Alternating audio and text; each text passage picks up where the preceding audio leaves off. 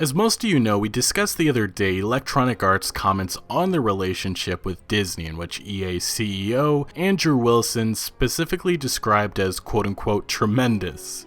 Yeah, which, as I noted, it's very difficult to believe that due to what happened these last few months and the report coming from the Wall Street Journal back in November of 2017 when the whole Battlefront 2 mess was the topic of discussion worldwide. Now, the Wall Street Journal claimed that Disney CEO Bob Iger was personally alarmed by the negative attention that Battlefront 2's microtransaction system was garnering. Iger reportedly requested that Disney's head of consumer products and interactive media, Jimmy Pitaro, contact EA and share their concerns with the publisher. Months later, here we are, and while EA has recovered financially, their reputation has been permanently damaged from this, and, well, a lot more other mistakes that they made over the years. This leads us to a report coming from signlinks.com the other day in which it looks like the Disney Electronic Arts relationship may actually be far worse than expected. Now, I will say take this information as a rumor, but here's what this report states. They first bring up the exclusive license deal to create and publish Star Wars games that EA received all the way back in 2013, and further on it's mentioned that we do not know the full terms of this agreement, but there is supposedly an addendum of some kind within the contract that would allow Disney to pull the license or shop it around if certain standards/conditions are not being met. Next, it's brought up the multiple issues and problems EA has had, such as the 2015 Battlefront installment that suffered backlash, with its lack of a single-player campaign and just launching with very little content in general. Additionally, Battlefront 2, which has just been a nightmare because of the game's microtransactions and loot boxes. But Battlefront 2 has also sparked discussions outside of gaming, with governments worldwide launching investigations into whether or not loot boxes are gambling. Recently, the state of Hawaii has presented multiple bills that could see access with games featuring loot boxes limited to players over 21, which could drastically change this whole industry, as it's believed many other US states will follow if the bill does become law. Other than the Battlefront games, we also have Visceral Games' Uncharted-like Star Wars title, which was supposed to come in 2018, but it was cancelled because EA did not think that they would make enough money off of a linear single-player experience. But now the next Star Wars game is more than likely not coming until 2020 from Titanfall developer Respawn Entertainment, and after that there is a lot of question marks. But next, this report discusses how Star Wars is dominating the big screen, comics, and novels once again, but it's lacking big time in the games department. While Star Wars has been doing decent within mobile gaming outside of it,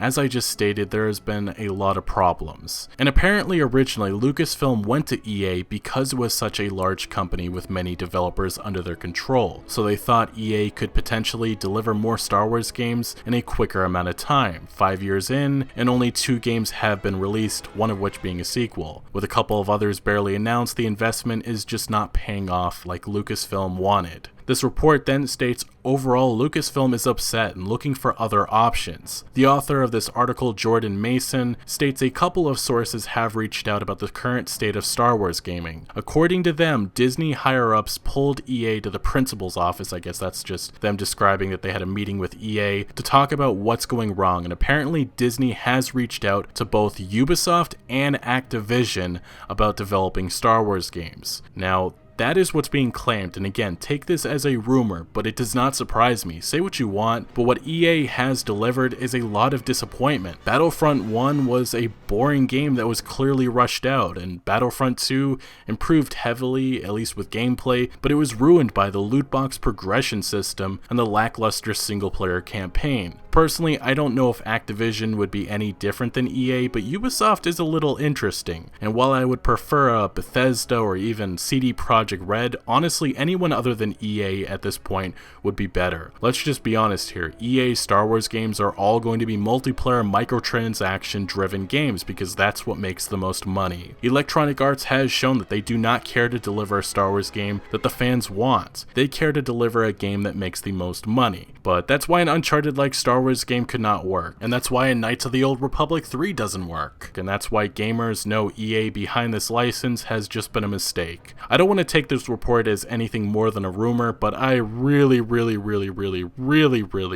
hope it's true. Anyway, what do you guys make of this report? As I noted in my last video, Disney gets rid of their problems, as we've seen with many Star Wars directors fired, and this could possibly be the next problem that goes away with ending EA's exclusive license. But the big question mark is, did Disney list certain conditions that have to be met by EA in order to hold the license? Either way, if this report is true, hopefully we'll get some real answers soon. But thank you for watching. Make sure to like the video if you did enjoy or found any informative value, and consider subscribing for more videos like this, and I'll see you later.